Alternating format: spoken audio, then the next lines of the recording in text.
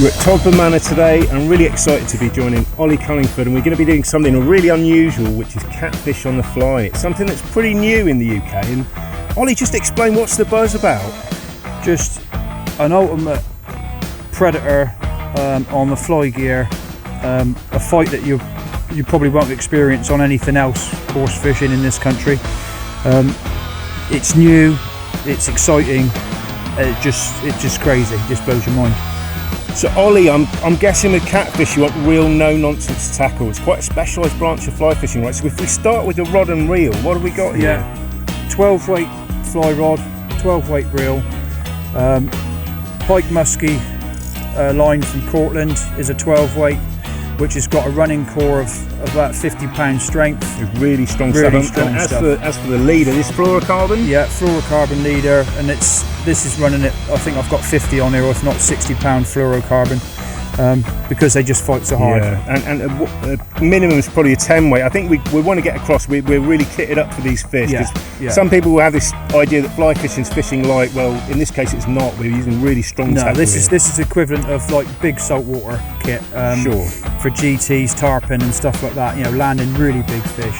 So sure. you need it, it's a must to do it. You know, it's specialised tackle, but it will do the job. And as for the flies, Olly, I'm guessing we're using things like pike patterns. What are the priorities here? Yeah, I mean, it is very similar to the pike flies. I mean, everything's just, the gauge is so much stronger. Fishery rules, barbless hooks, but catfish hooks in general are really, really strong. Yeah, you can get most pike flies. I would just really go for a decent strength of hook, that's all. Lots of other people do them. I mean, Turralls do a good selection of flies, and it's just a case of finding what bait fish you got and matching the hatch, basically.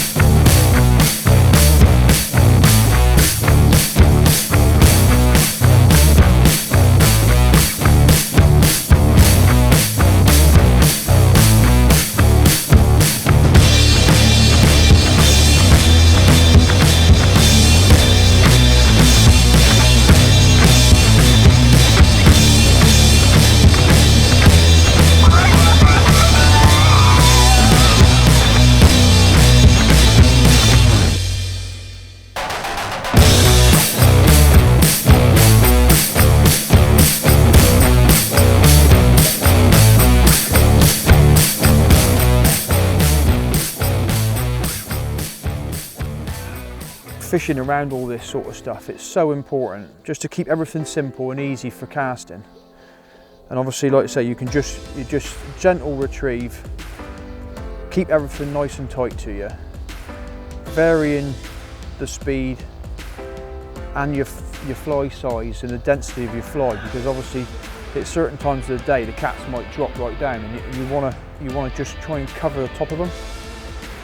And finding you adjust your leader length. I mean, sometimes only 4 foot. You could go down to a 6 foot or a 9 foot leader, and then just cast it out, let it sink, and then just vary your retrieve as to how much you just want it to come off the bottom. Because I think if they're sitting in the silt, you've got, bearing in mind a big fish has probably got maybe 12-inch whiskers.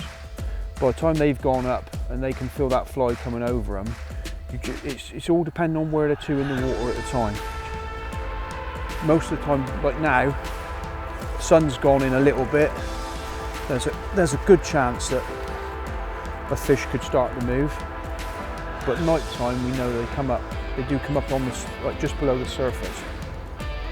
Evening time now, excitement's building, and this is going to be our, hopefully, oh, there's a fish just moved out there. So this is the time.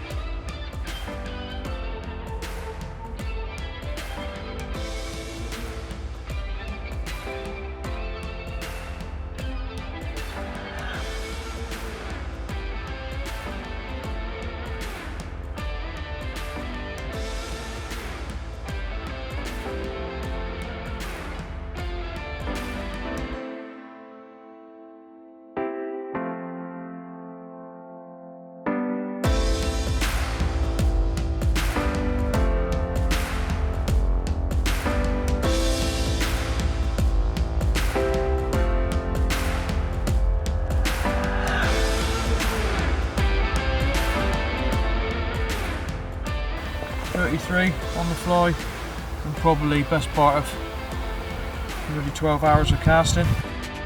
Worked hard through the night, had about an hour and a half sleep, so well happy with that, mate.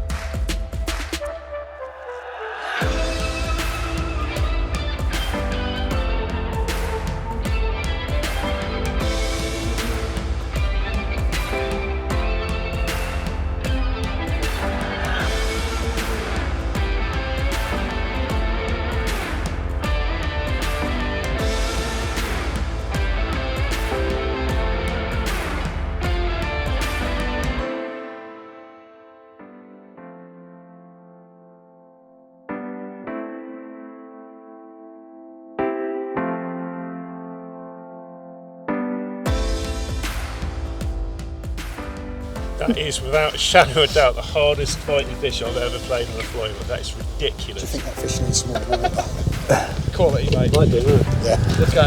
Yeah. John? Yeah! Yes, that's the way. Well done, John.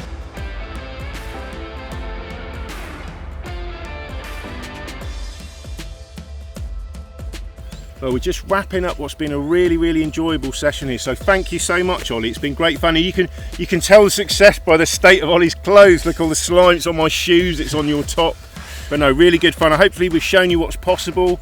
It's not easy, it's a slog, isn't it? Yeah, but you've got to, it needs a dedicated approach, and keep an eye also on the Turrall Flies blog and Facebook page, because we'll be putting out some more content and doing a bit of a write-up on this. But yeah, Ollie, it's just, I feel like we've scratched the surface here though as well, and there's a lot more possible, and hopefully this is going to open up, more venues, possibly some big fish on the cards. Yeah, I think so.